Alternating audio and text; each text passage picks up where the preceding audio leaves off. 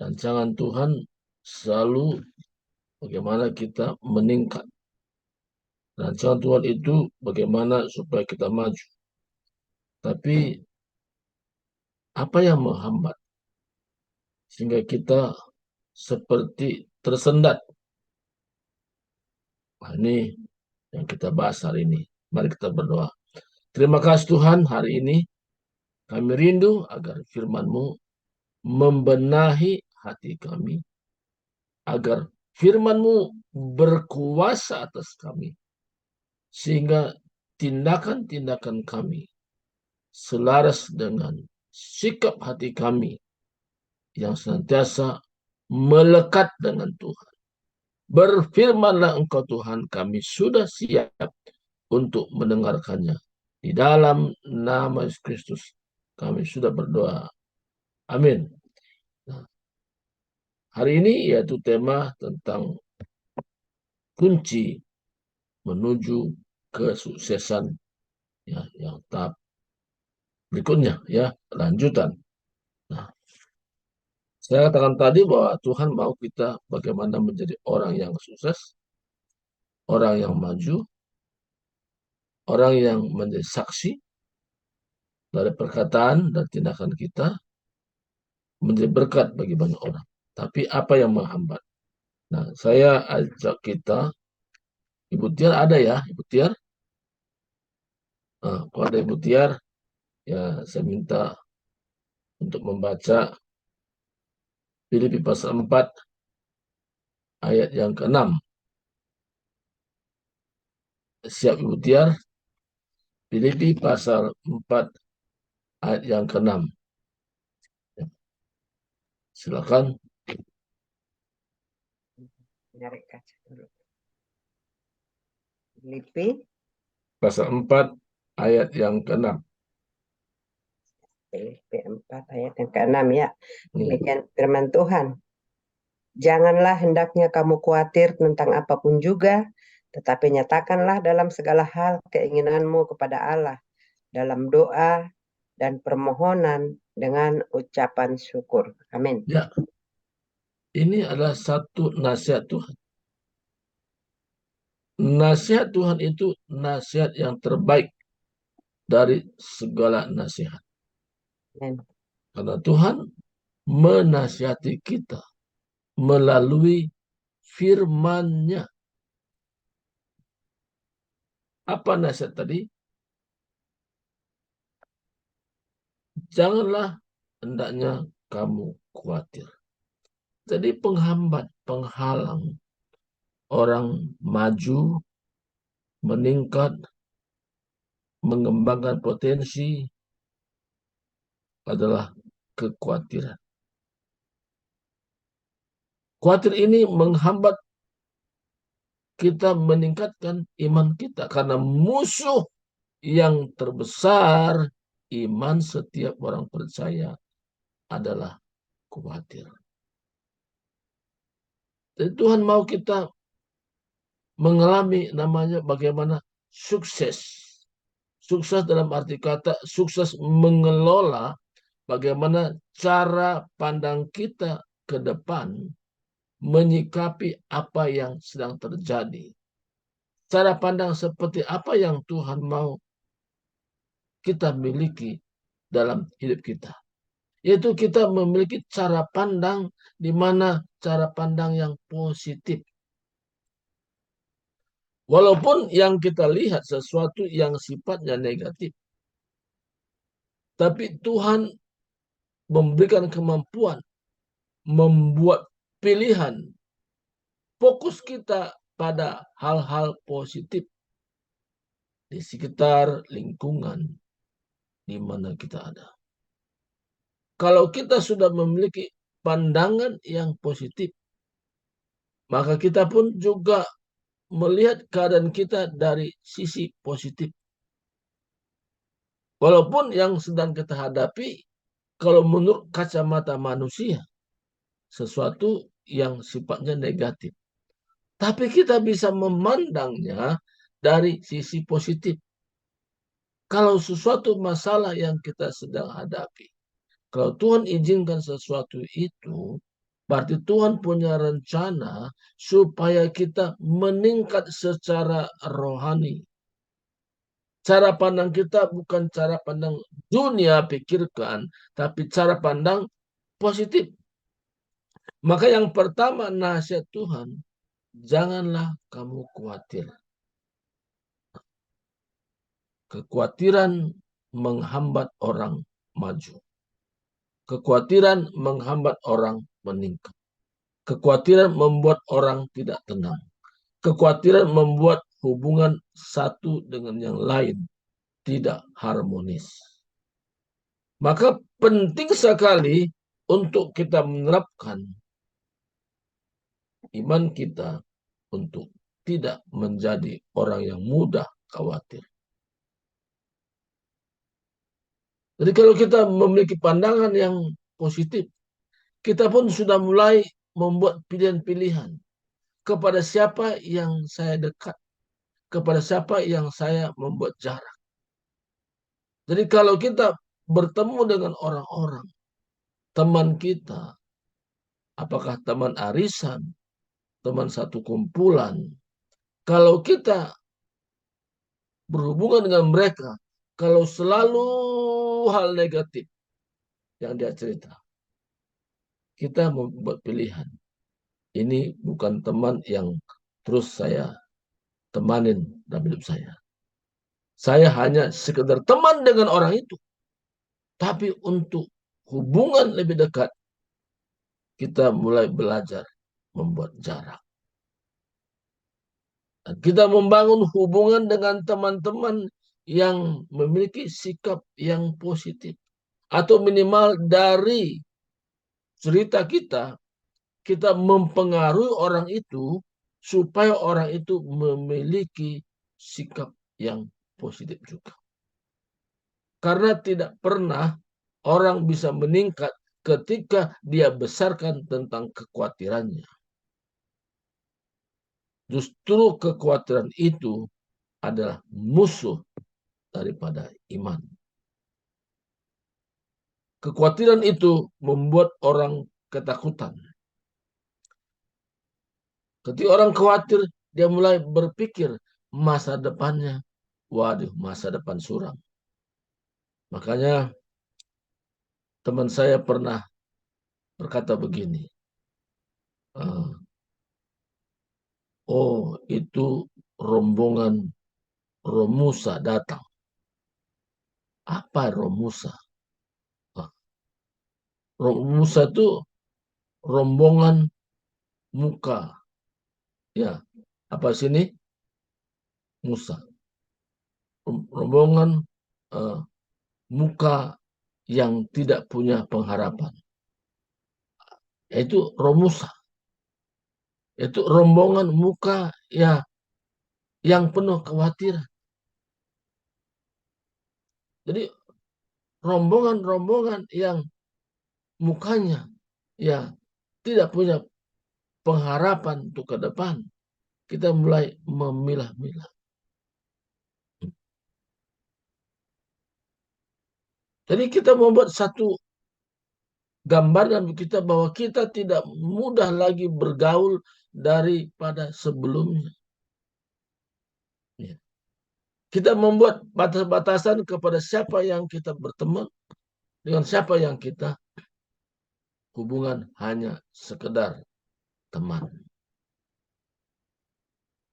Nah, kalau kita mampu hal itu, maka kita juga meningkatkan hubungan kita dengan orang-orang yang punya pandangan yang positif.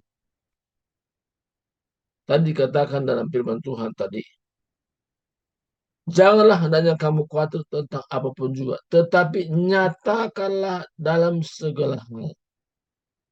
Ungkapkanlah, sampaikanlah. Kepada siapa?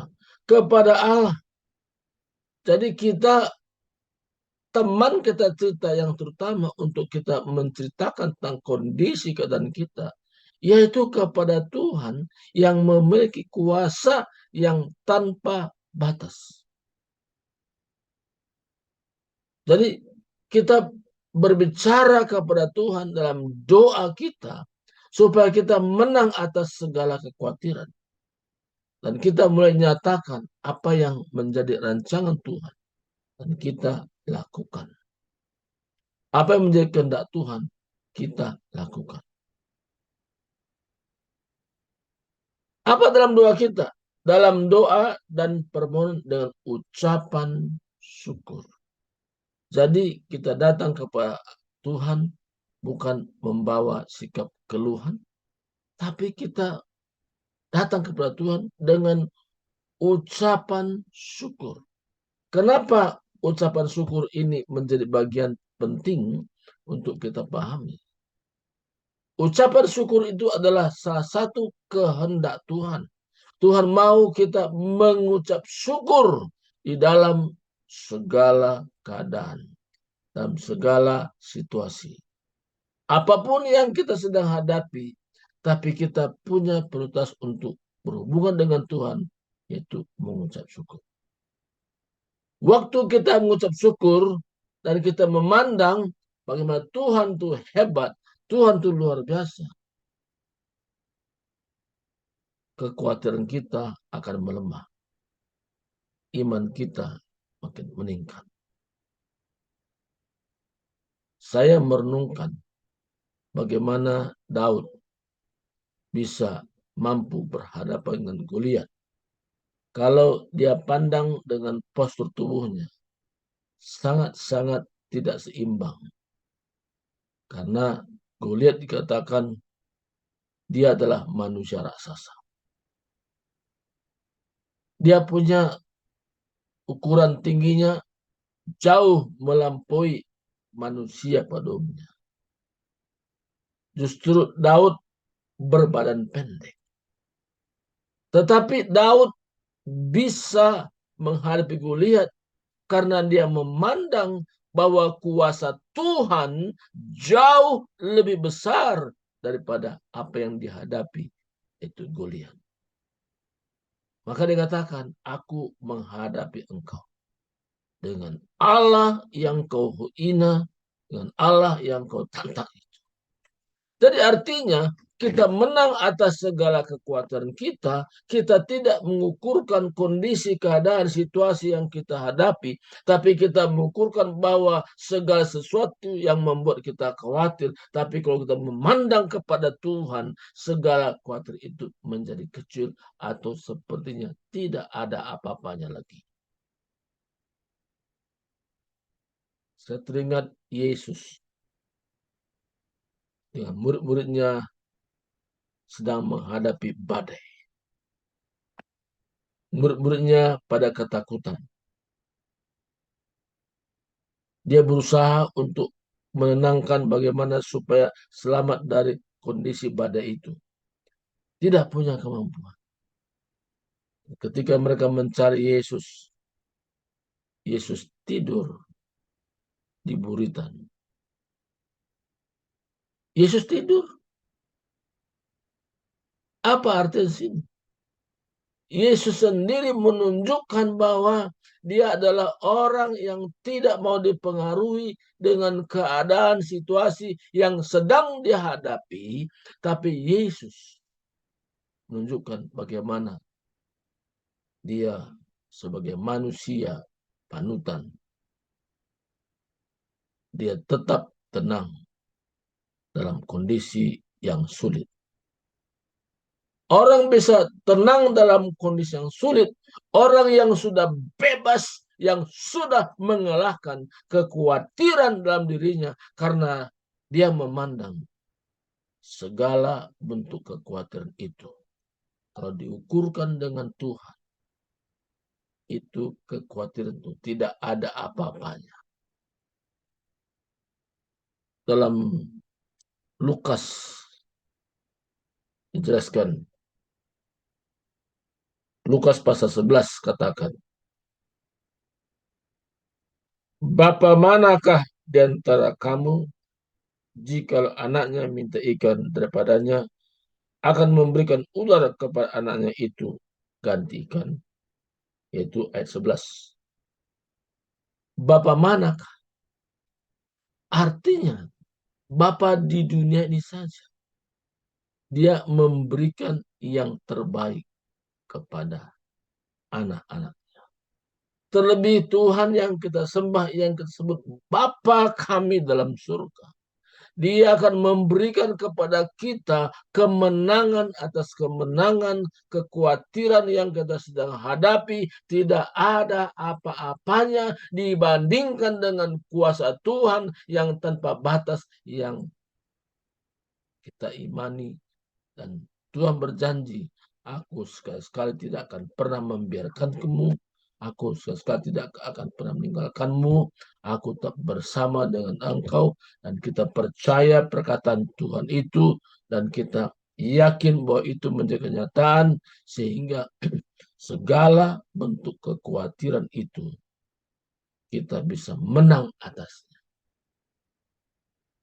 Maka yang terpenting, kekhawatiran itu jangan pernah kita renungkan. Jangan pernah kita izinkan dia berkuasa. Tapi yang kita renungkan adalah perkataan Tuhan yang membangun. Perkataan Tuhan memberikan kita gairah. Perkataan Tuhan memberikan kita semangat. Maka renungan kita dalam hidup kita sehari-hari adalah apa kata Tuhan melalui firman-Nya. Tuhan katakan, jangan kamu khawatir tentang apapun juga. Tapi nyatakanlah dalam permohonan kita kepada Allah. Dan ucapkanlah syukur. Jadi ungkapan syukur itu sangat penting. Ungkapan syukur kita bukan keadaannya aman. Ungkapan syukur itu bukan situasinya indah. Ungkapan syukur itu kita ciptakan sendiri bagaimana kita bergaul dengan Tuhan dan kita mengucap syukur atas segala keadaan itu. Kalaupun ada hal yang sukar, tapi Tuhan pasti berikan kemenangan mengatasi semua hal-hal yang sukar itu. Bapa dunia saja, Dia memberikan yang terbaik kepada anak-anak. Terlebih Bapa di surga, Dia akan memberikan juga yang jauh lebih baik daripada Bapa dunia. Kalau kita memandang seperti ini, kita menjadi orang yang tidak mudah khawatir. Tapi kita menjadi orang yang mempengaruhi orang lain supaya orang lain tidak khawatir. Karena kehidupan kita jadi berkat bagi banyak orang. Saat kapankah jadi berkat? Kita berhadapan dengan orang yang tidak punya pengharapan dalam dirinya. Kita masuk di dalamnya. Kita mulai mendengar ceritanya. Apa yang dia sedang hadapi. Kita arahkan dia kepada jalan Tuhan. Dan dia memperoleh kemenangan demi kemenangan. Dan Tuhan pakai kita untuk menyatakan ini kepada orang lain. Tuhan menyampaikan pesannya melalui kita. Sehingga kita adalah orang-orang yang dipakai Tuhan untuk masuk dalam rancangan Tuhan. Rancangan Tuhan itu rancangan masa depan yang penuh harapan. Siapakah menyampaikannya? Kita yang mengerti rasa ini. Maka kita sebelum menyampaikannya kepada orang lain, kita memahami betul bahwa penghambat untuk kita maju, penghambat kita untuk melihat kesuksesan adalah kekhawatiran. Maka Tuhan pernah katakan lewat firman-Nya, jangan kamu khawatir apa yang kau makan, apa yang kau minum, apa yang kau pakai. Burung-burung di udara Tuhan pelihara. Bunga bakung yang tidak meminta Tuhan dandani. Terlebih kita sebagai umat yang Tuhan kasihi. Tuhan pasti menyatakan sesuatu yang terbaik kepada kita. Jadi hambatan kita maju adalah ketika kekhawatiran ini menonjol. Karena di mana ada kekhawatiran, maka iman tidak terlihat. Tapi di mana iman itu nyata, maka kekhawatiran akan menjauh. Jadi pilihan kembali kepada kita. Kita memilih untuk tidak khawatir. Jadi pertemanan kita kepada orang juga. Kita tidak sembarangan berteman kepada semua orang. Tapi kita memilih-milih teman kita yang dekat. Tetapi kalau menginjil, beda lagi. Kalau memberitakan firman Tuhan, ya kita sampaikan kepada semua orang. Itu tugas yang Tuhan beri kepada kita. Nah, kepada orang-orang yang kuat hidupnya, kita masuk dalamnya untuk menjelaskan apa rencana Tuhan. Sehingga orang itu pun terlepas dari bentuk kekhawatiran apapun. Jadi kalau dalam hal ini kita mengerti rahasia ini, mulai kita bangun hubungan dalam komunitas, mulai dari rumah tangga. Makanya penting sekali rumah tangga ini menyatu. Di mana 2 atau 3 orang bersekutu dalam namaku, aku ada di tengah-tengah mereka. Artinya, kehidupan dalam rumah tangga mulai dari suami dan istri menerapkan bagaimana mereka punya kesatian untuk menyatu menghadap Tuhan. Itu penting. Bagaimana suami istri betul-betul menerapkan nilai-nilai kehidupan dalam rohani. Karena yang terpenting untuk kita mencapai namanya kunci menuju kesuksesan ketika suami istri ini dia tahu rahasianya untuk kita sukses itu bukan karena kekuatan kita lagi. Tapi karena kekuatan Tuhanlah yang melimpah di dalam hidup kita. Sehingga kemanapun kita pergi, kita menjadi berkat dari perkataan kita dan tindakan kita menjadi berkat bagi banyak orang. Jadi mulai hari ini kita berpandangan siapa yang saya layani. Siapa yang harus saya kuatkan. Karena saya pun Tuhan sudah kuatkan. Kekuatan Tuhan itu juga bisa transfer kepada orang lain. Sehingga orang pun mengalami bagaimana lawatan Tuhan melalui kita yang punya penyerahan kepada Tuhan. Dan kita menerapkan nilai-nilai betapa indahnya melekat dengan Tuhan. Ketika mengerti rahasia ini, kita senantiasa mengubah nilai-nilai yang selama ini negatif. Kita mempengaruhi orang lain supaya jangan tinggal dalam negatif. Tuhan mau pikiran kita senantiasa pikiran-pikiran yang positif. Ayat terakhir saya sampaikan ke kita, nanti Ibu Tiar bisa baca juga. Ya, masih dalam Filipi tadi, pasal 4 tadi,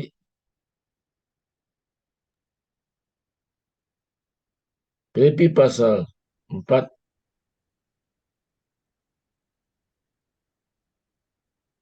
Ayat berapa, Pak? ayat yang ke-8. 7 dan 8, dua hal. 7 dan 8. Ya, baik. Filipi 4 ayat 7 sampai dengan 8 demikian firman Tuhan.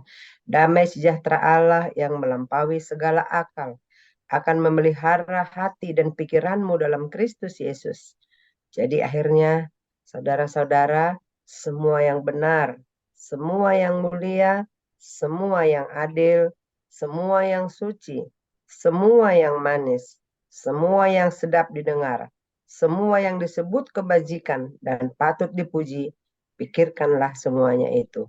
Amin. Terima kasih. Tadi itu dikatakan damai sejahtera Allah yang melampaui segala akal. Jadi setiap hari kita mengalami namanya damai sejahtera Allah. Apa damai sejahtera di sini? Yaitu tentang damai yang bukan semu, tapi damai yang sesungguhnya. Damai yang sesungguhnya. Oleh karena kita bergaul dengan Tuhan. Oleh kita berhubungan dengan Tuhan. Oleh kita bersekutu dengan Tuhan. Kita mengalami damai sejahtera Allah. Damai sejahtera Allah itu bukan karena situasi. Tapi damai sejahtera Allah itu oleh karena hubungan pribadi kita dengan Tuhan. Kondisi kita, ekonomi kita mungkin belum meningkat, masih biasa-biasa.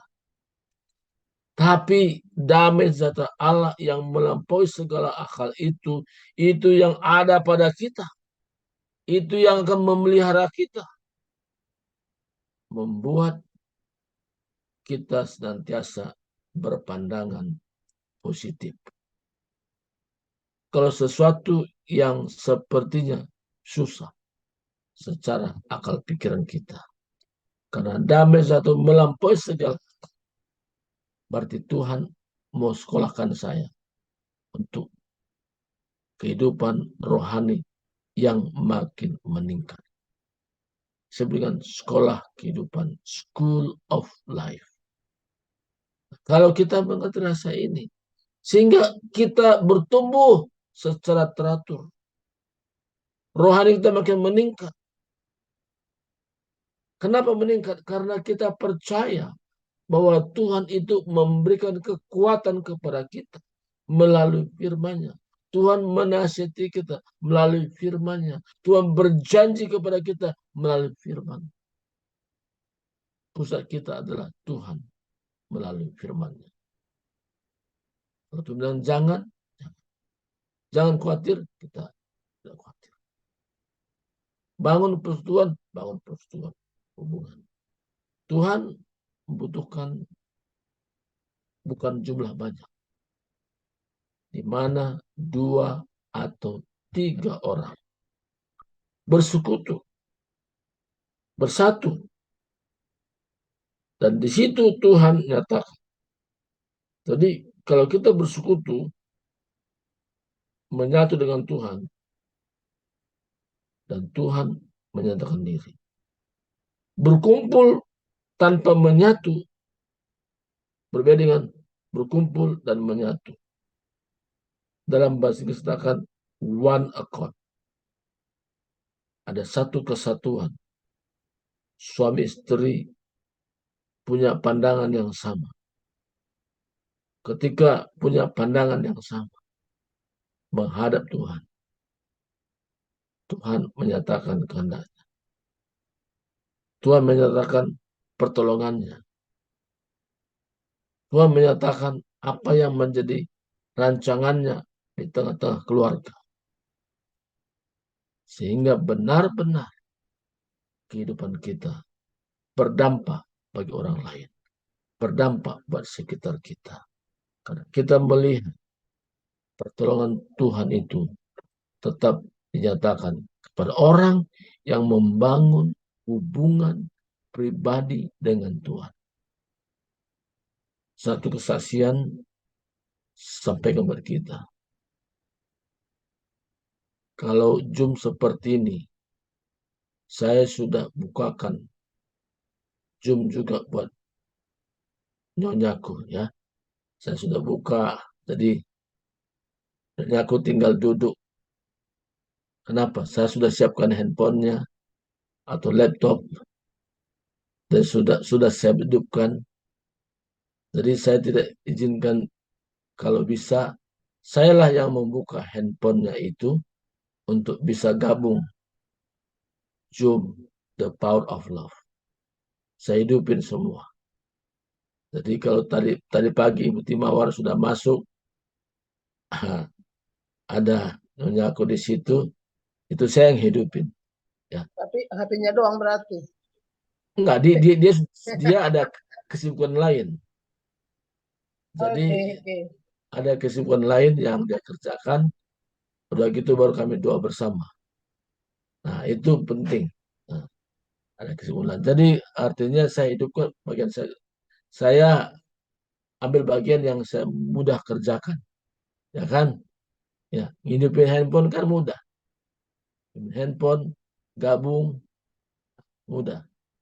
Nah, jadi aku ini dia kerja yang lain, baru kami doa bersama. Karena kami tahu dalam doa bersama itulah cara Tuhan, ya, cara Tuhan. Bagaimana Tuhan membimbing kami ke arah tujuannya. Jadi itulah satu gambar kesaksian. Jadi hal-hal kecil pun ya kami bagaimana mengerjakannya. Nah, kalau soal memasak soal yang lain, itu enggak usah tanya ya. Yang penting dana cukup. Kan gitu ya. Kalau dana cukup ya itu aja ya. Jadi hari ini kita percaya kalau kita membangun hubungan dengan Tuhan, kita mengerjakan yang kita bisa kerjakan. Selebihnya bagian Tuhan. Tuhan hanya katakan, jangan kamu khawatir. Kalau kita menerapkan nilai ini, luar biasa. Nyatakanlah segala permohonanmu. Bukan sebagian. Maka kita memohon itu bukan memohon tentang makan, minum, dan pakai. Tapi permohonan kita tertuju kepada rancangan Tuhan jauh ke depan melalui hidup kita. Dan kita mengucap syukur. Karena kita percaya bahwa permohonan kita dalam kehendak Tuhan, Tuhan pasti nyatakan. Karena kita meminta sesuatu menurut kehendaknya. Inilah firman Tuhan hari ini. Mari kita berdoa. Terima kasih Tuhan, hamba-Mu sudah selesai menyampaikan firman-Mu, tapi Roh-Mu terus bekerja, menjelaskan kepada kami, agar kami mengerti rancangan Tuhan ke depan. Tindakan-tindakan kami bukan dipengaruhi oleh hal duniawi, tapi tindakan kami adalah berpengaruh oleh karena hubungan kami melekat dengan Tuhan. Terima kasih Tuhan. Dalam nama Kristus, kami sudah berdoa dan bersyukur. Amin.